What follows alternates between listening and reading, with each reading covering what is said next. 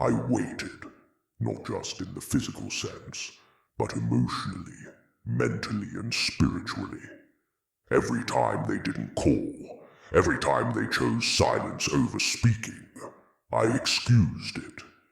I told myself they needed time, space, or maybe they were just going through something. I made their absence about them, not about me. But deep down, the weight of waiting started to feel heavier. I began questioning. Was I holding on out of love, or was I afraid of letting go? I waited through days that felt endless, and nights that were even longer. Waiting became a habit, like a ritual I didn't even realize I was practicing. At first, it felt hopeful, like anticipation for something good. I told myself, this is just a rough patch, or they'll come around, they just need time. I had so much faith in them, in us, in the bond we shared, that I didn't notice how much of myself I was pouring into the silence.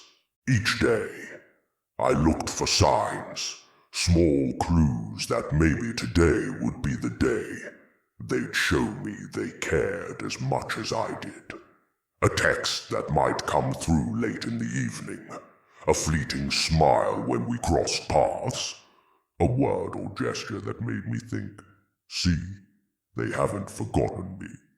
But those moments, rare as they were, became the tiny breadcrumbs I followed, hoping they would lead me to something more substantial. The truth is, the waiting started to change me. I became hyper-aware of my actions, trying to be everything I thought they needed me to be. I softened my words, made my presence convenient for them, and silenced my own needs in the process.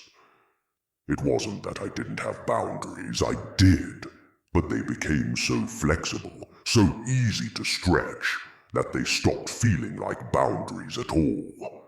And all the while I told myself, this is what love is. It's about patience, about understanding, about standing by someone even when it's hard. But was it really love? Or was it something else entirely?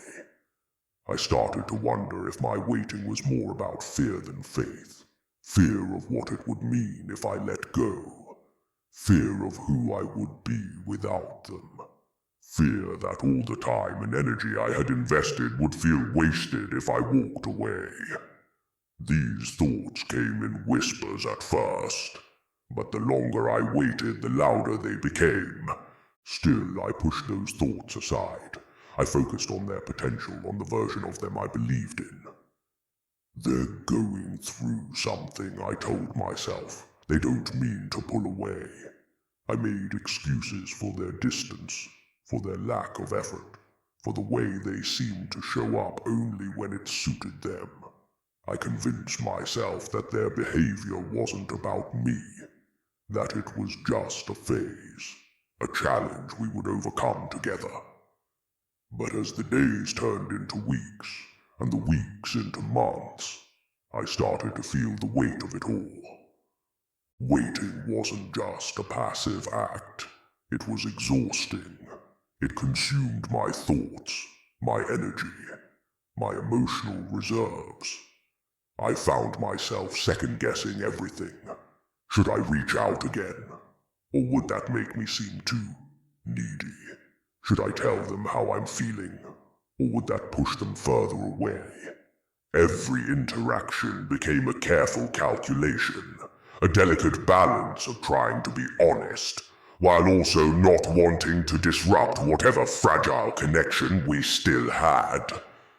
And then there were the moments of doubt, those painful instances when I couldn't ignore the reality staring me in the face.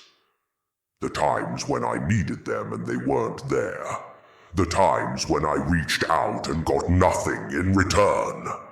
The times when I realized that I was putting in all the effort while they barely seemed to notice.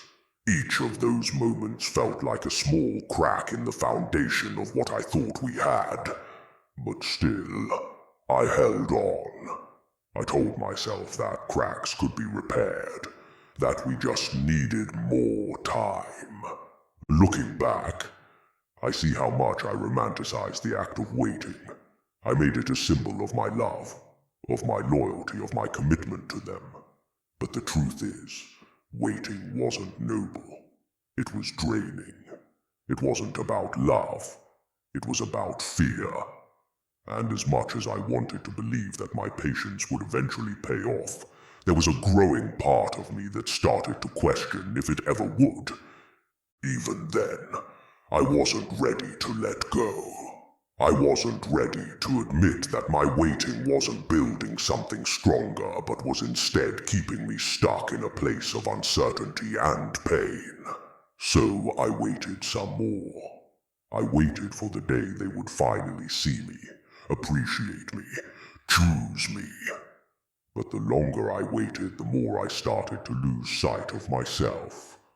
And that realization, though still faint, was the beginning of something I couldn't yet name, but would eventually come to understand. It wasn't like I woke up one morning and everything became clear. No. Clarity came slowly, almost imperceptibly, creeping in during the quiet moments when I let my guard down. At first, I didn't even recognize those moments for what they were. Tiny cracks in the wall of excuses I had built around them, and around us. It was as if my heart and mind had decided, on their own, that they couldn't keep carrying the weight of pretending everything was okay. It started with the small things, the text messages that came later and later, until eventually they stopped coming at all unless I reached out first. Even then, the replies felt half-hearted, rushed, as though they were just trying to get through the interaction rather than be a part of it. I remember rereading some of those messages, looking for some hidden meaning, a clue that their heart was still in it.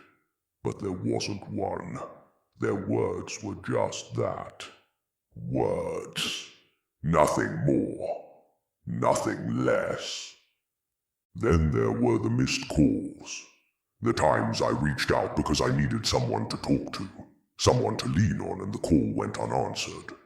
I told myself they were busy, that they'd get back to me when they could. But the truth was, they rarely did.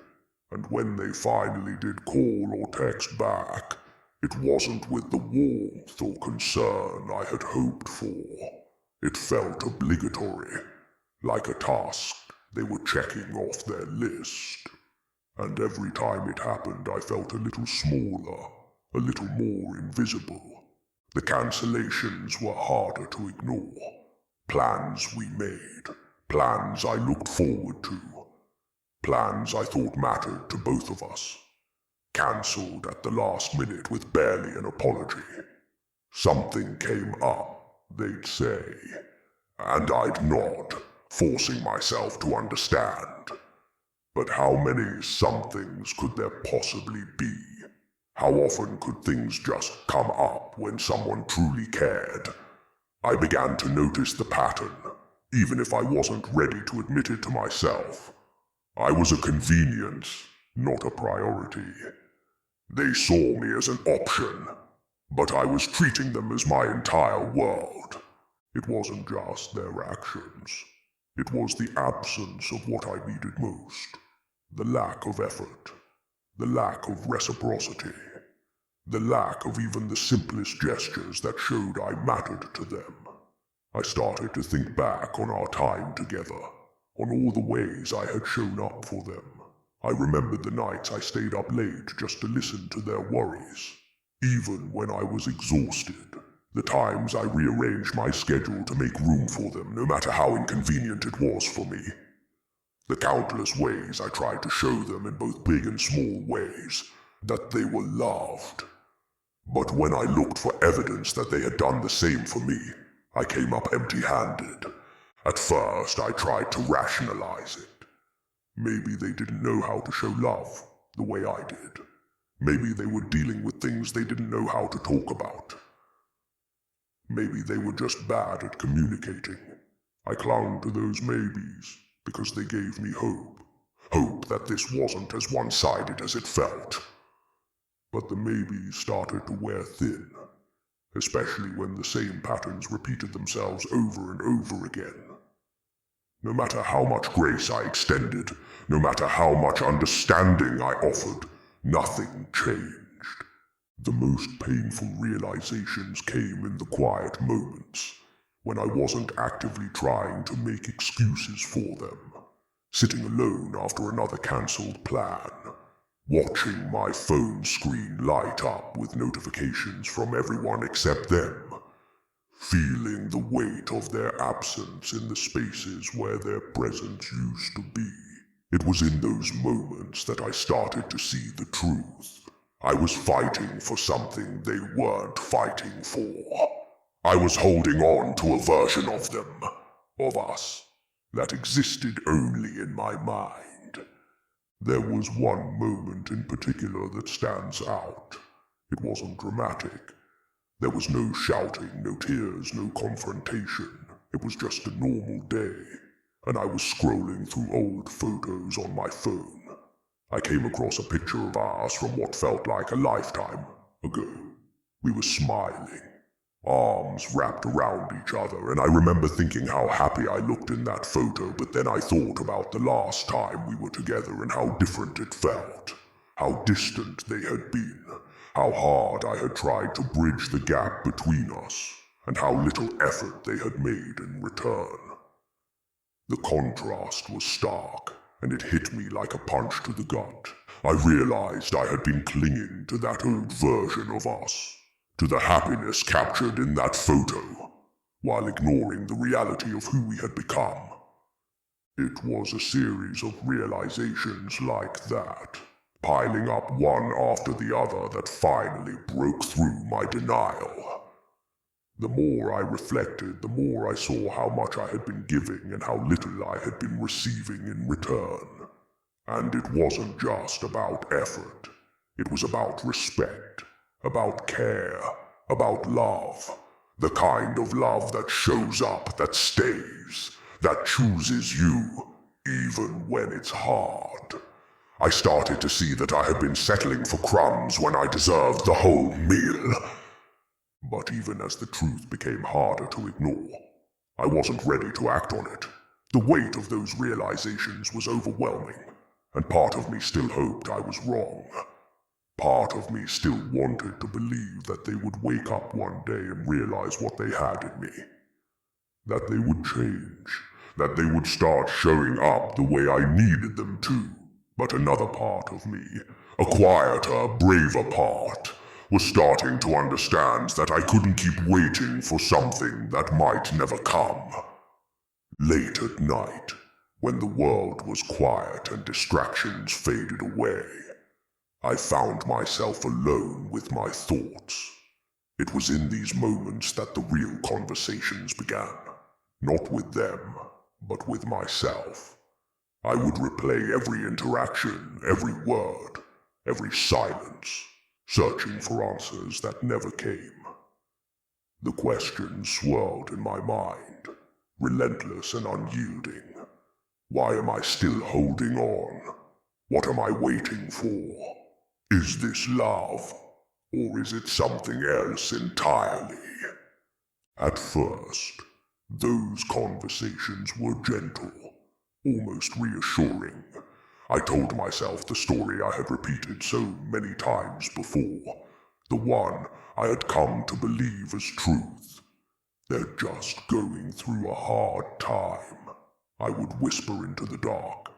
They love you. They're just not good at showing it. I clung to these justifications like a lifeline, desperate to keep the hope alive. But the more I repeated them, the more hollow they began to sound. It was as if the words were losing their power, unable to hold up under the weight of reality. The questions grew louder, more insistent. If they truly cared, wouldn't they make an effort? Wouldn't they show up for you the way you've shown up for them? These thoughts were uncomfortable, almost painful, because they forced me to confront the possibility that I had been wrong. Wrong about them. Wrong about us. Wrong about the strength of the connections I thought we shared. Admitting that felt like a betrayal, not of them, but of myself. Of the version of me that had fought so hard to believe in something that might not have been real. I argued with myself, as if trying to convince my own heart to stay in the fight. Love is patient, I told myself. Love is understanding. Love is about giving, even when it's hard. But then another voice, quieter but more honest, would respond. Love is also about receiving. Love is about balance, about effort, about mutual care. Are you really receiving the love you deserve, or are you just giving until there's nothing left? That question lingered, echoing in my mind long after the rest of the world had fallen asleep. It was a question I didn't want to answer because deep down, I already knew the truth. I wasn't receiving what I deserved. I was giving everything I had, my time, my energy, my love, while they gave me the bare minimum. And yet I kept holding on, convinced that if I just tried a little harder, waited a little longer, everything would change. The conversations became more conflicted as the days turned into weeks, and the weeks into months. Part of me wanted to let go, to walk away and reclaim the pieces of myself I had given up in the process of holding on to them. But another part of me was terrified of what that would mean. Letting go felt like failure. Like admitting that I had wasted all this time and energy on someone who couldn't or wouldn't love me the way I needed. I didn't want to believe that all of it, every moment of waiting, every act of patience, every ounce of hope, had been for nothing. I tried to rationalize my feelings to make sense of the turmoil inside me. Maybe I'm expecting too much, I thought. Maybe I need to be more understanding, more forgiving, more patient. But the truth was, I had already given so much of myself that there was little left to give. I had bent over backward to accommodate their needs, their feelings, their struggles, while mine went unnoticed and unacknowledged. I had silenced my own voice for so long that I wasn't sure I even knew what I wanted or needed anymore. The hardest part of these conversations was acknowledging my own role in the pain I was feeling. It was easy to blame them for their lack of effort, their inconsistency, their inability to show up in the ways I needed. But deep down, I knew that I was the one who had allowed it to continue.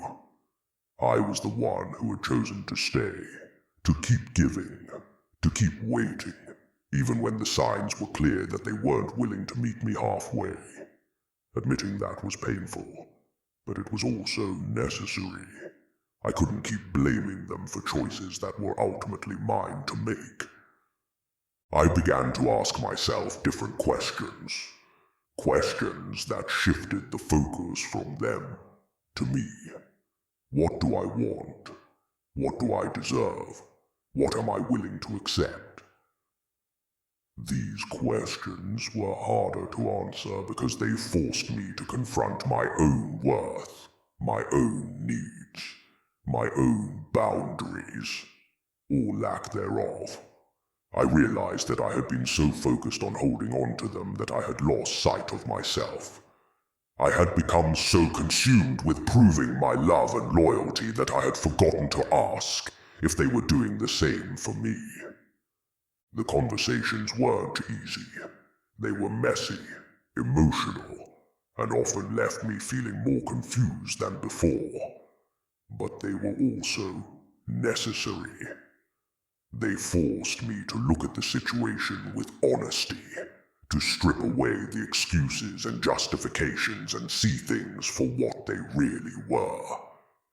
And as painful as it was, I began to understand that the problem wasn't just them. It was also me. It was my willingness to settle, to accept less than I deserved, to prioritize their feelings over my own. In those late-night conversations, I started to see myself more clearly. I saw the parts of me that were strong and resilient, but also the parts that were scared and insecure. I saw the ways I had tried to fill the gaps in our relationship with my own love and effort, hoping it would be enough to make up for what they weren't giving. And I saw the toll it had taken on me, the way it had left me feeling drained, unappreciated, and alone. I didn't have all the answers, not yet. But I was starting to understand that the real question wasn't whether they would ever change or show up for me the way I needed.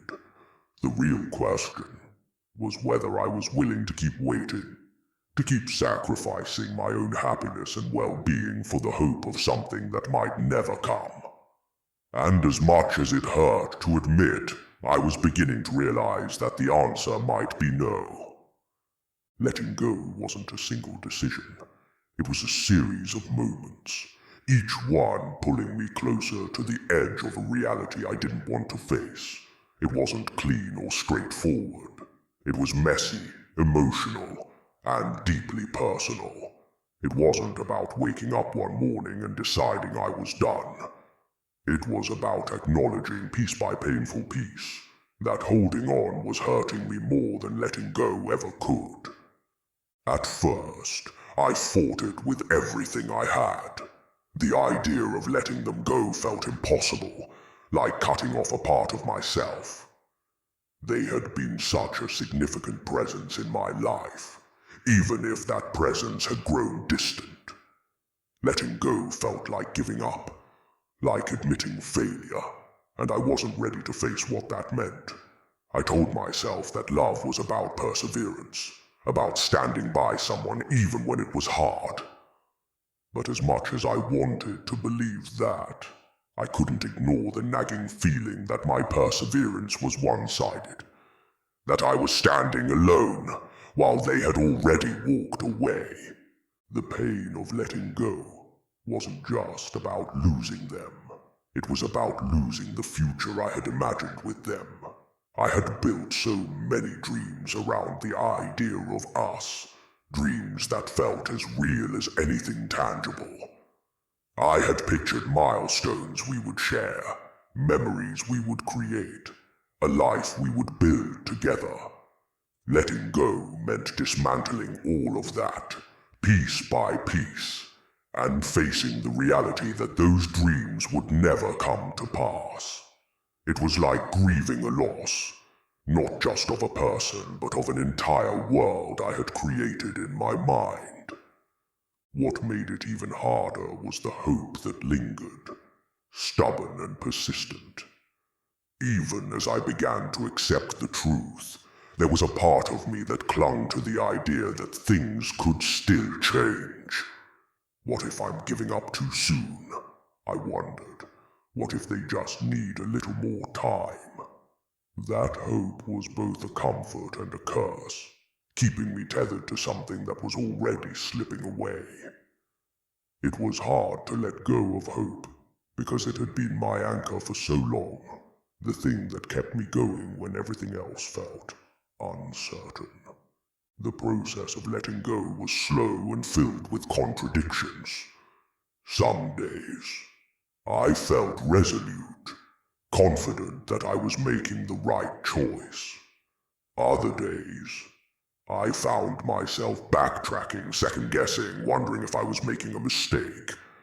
I would find myself scrolling through old messages, looking at photos, replaying memories in my mind.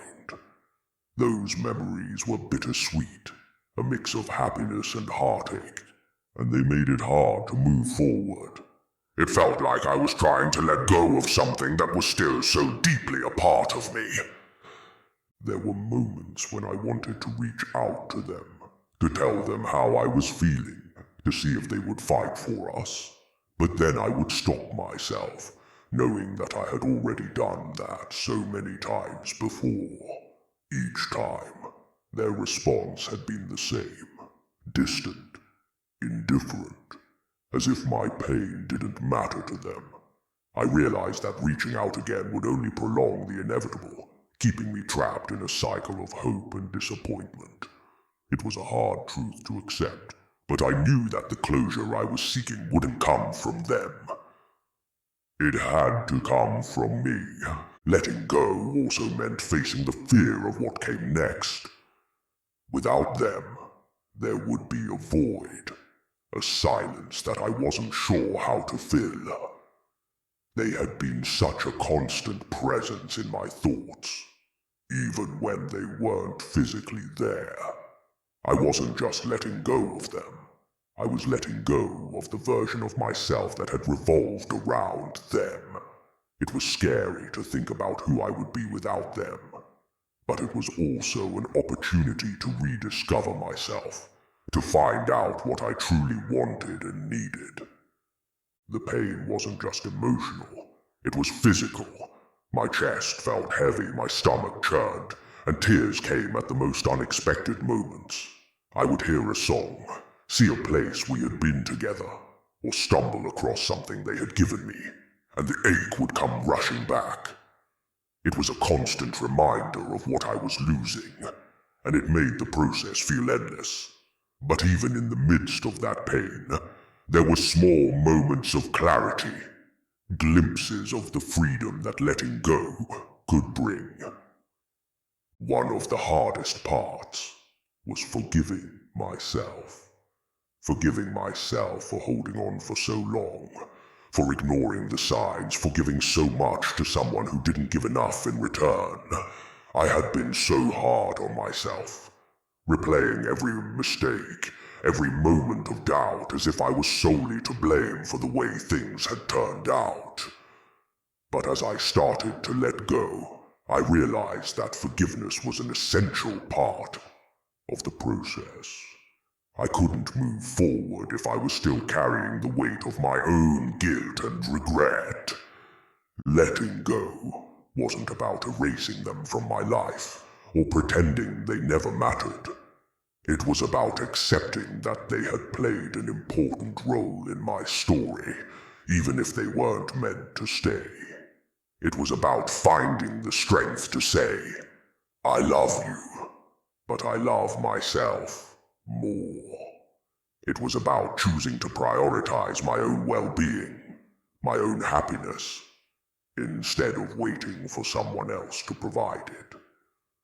The pain didn't disappear overnight. It lingered, ebbing and flowing like a tide, sometimes gentle, sometimes overwhelming. But with each passing day, it became a little easier. The memories still hurt, but they started to lose their power over me. The hope that had once kept me tied to them began to fade, replaced by a new kind of hope. A hope for myself, for the life I could build without them. Letting go was one of the hardest things I've ever done, but it was also one of the most necessary. It wasn't just about ending a relationship. It was about reclaiming myself. It was about finding the courage to face the pain head-on, knowing that it was the only way to heal. And as much as it hurt, I knew that I was choosing the right path, the path that would lead me back to me. Reclaiming myself was a journey I hadn't planned for but desperately needed. At first, it didn't feel like freedom. It felt like emptiness. The space they left behind was vast and unfamiliar, and I didn't know what to do with it. I'd spent so much time thinking about them, worrying about them, and waiting for them, that I had forgotten how to think about myself. It was like standing in a room I didn't recognize, surrounded by fragments of a life I didn't know how to piece together. In those early days, I felt lost. The routines and habits I had built around them were suddenly irrelevant. No more checking my phone for their messages. No more rearranging my plans to accommodate theirs. No more quiet hope that today would be the day they'd finally show me I mattered as much to them as they had to me. The absence of those things was jarring, and it left me feeling disoriented, unsure of who I was without the role I had played in their life. But slowly, almost imperceptibly, I started to fill the space with myself. At first, it was small things. Things I had forgotten I loved. Things I hadn't made time for while I was busy waiting for them. I picked up a book I had abandoned months ago and lost myself in its pages. I went for long walks, letting the rhythm of my steps and the fresh air clear my mind. I listened to music that made me feel alive, songs that spoke to my soul in ways words never could. These small acts felt insignificant at first, but they were the first steps toward rediscovering who I was. I began to realize how much of myself I had put on hold for them. There were hobbies I had abandoned, dreams I had shelved, and parts of my personality I had tucked away because they didn't seem to fit into the version of me I thought they wanted.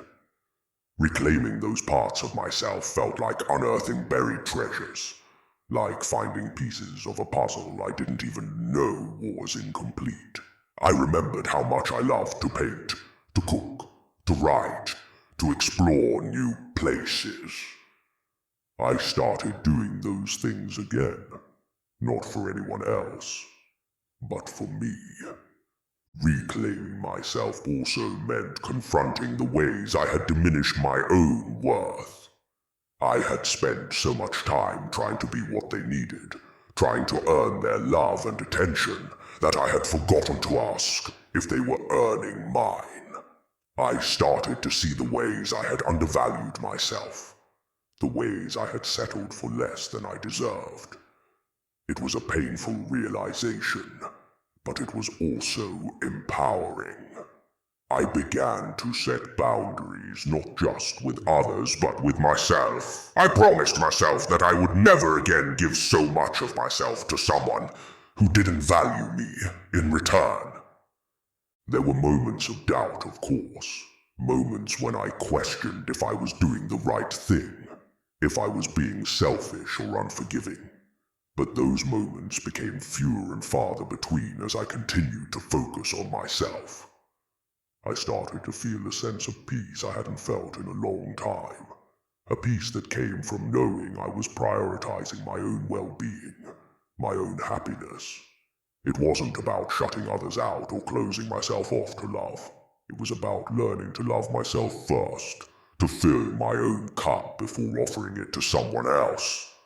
I also started to surround myself with people who lifted me up, who reminded me of my worth. Friends and family who had been there all along, quietly supporting me while I was too consumed with my own heartbreak to notice. They became my anchors, grounding me when I felt adrift. Their love and encouragement helped me see myself through their eyes as someone deserving of kindness, respect, and care. They reminded me that I didn't have to settle for scraps when I was worthy of so much more. One of the most profound parts of reclaiming myself was learning to enjoy my own company. For so long, I had associated being alone with being lonely, but I started to see it differently. I discovered the beauty of solitude, the way it allowed me to connect with myself on a deeper level.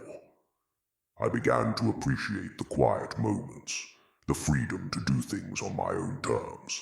I took myself out for coffee, went to movies alone, and spent lazy afternoons just sitting with my thoughts. Those moments became some of the most fulfilling, because they reminded me that I was whole and complete on my own. As I reclaimed myself, I noticed something else, a shift in the way I viewed them. The hold they had on me, the way their absence had once felt so all-encompassing, began to fade. I still cared for them, still valued the lessons I had learned from our time together, but I no longer felt tethered to them. They were a chapter in my story, but they weren't the whole book. And as I turned the page, I realized there was so much more to be written. Reclaiming myself wasn't about erasing the pain or pretending it hadn't happened. It was about using that pain as fuel for growth, as a reminder of what I deserved and what I wouldn't accept. It was about finding strength in my vulnerability, about turning heartbreak into a catalyst for transformation. It was about becoming the best version of myself. Not for them, not for anyone else, but for me. And as I continued on this journey, I began to feel something I hadn't felt in a long time. Hope. Not the kind of hope that clings to someone else, but the kind that comes from within. Hope for the future, for the life I was creating, for the person I was becoming.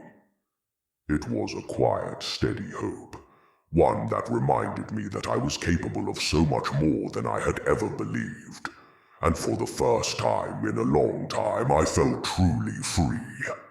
Moving forward felt like stepping into the unknown. At first it was terrifying.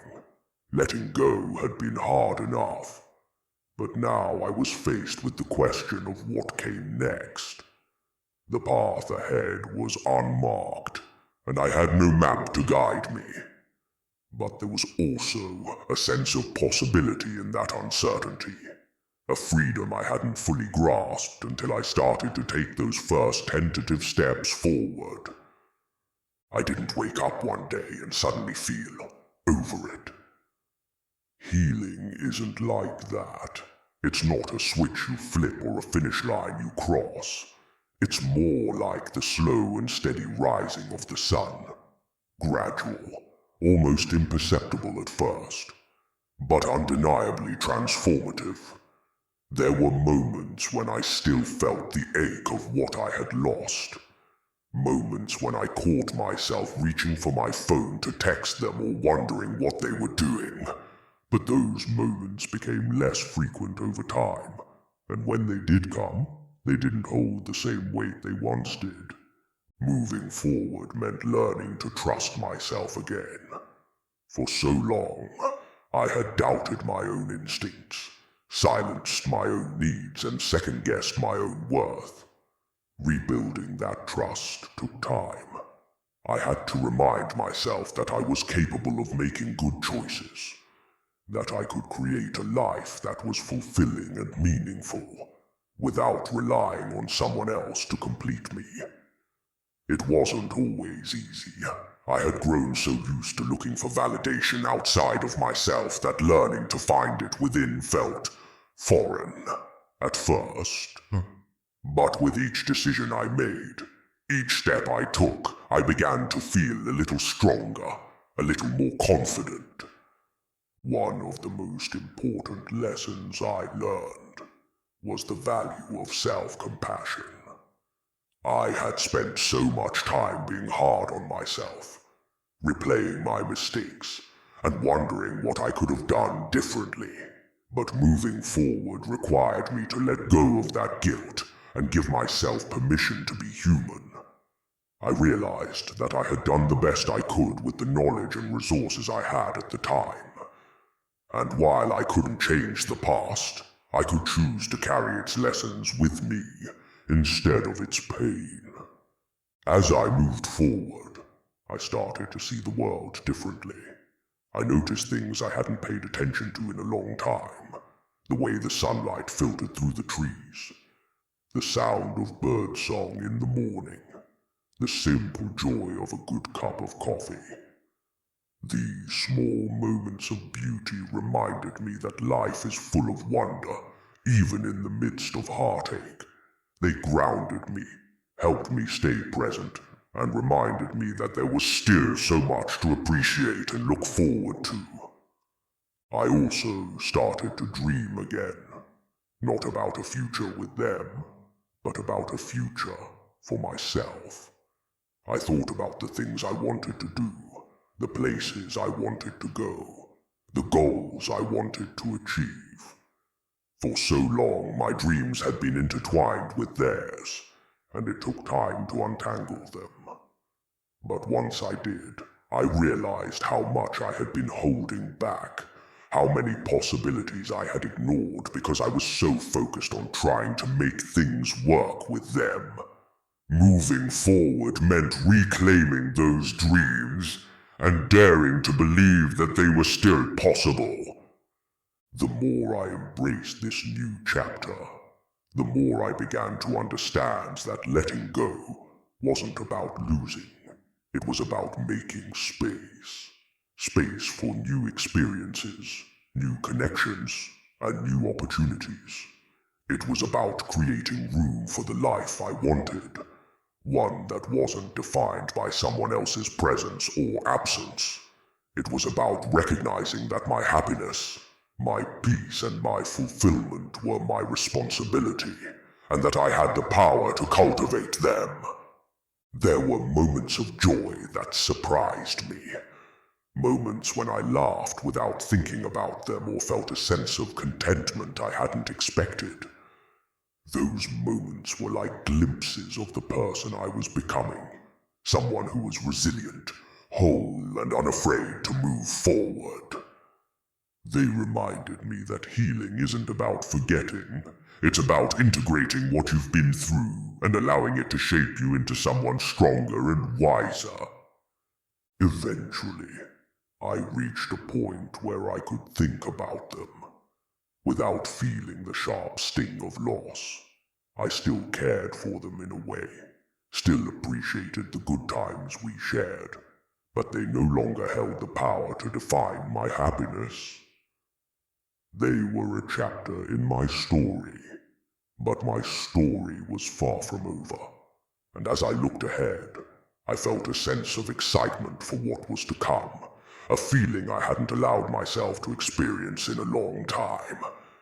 Moving forward also meant opening myself up to new connections, new relationships, and new possibilities for love. At first, I was hesitant, afraid of repeating the same mistakes or getting hurt again. But I reminded myself that the lessons I had learned, the growth I had experienced, had prepared me for this.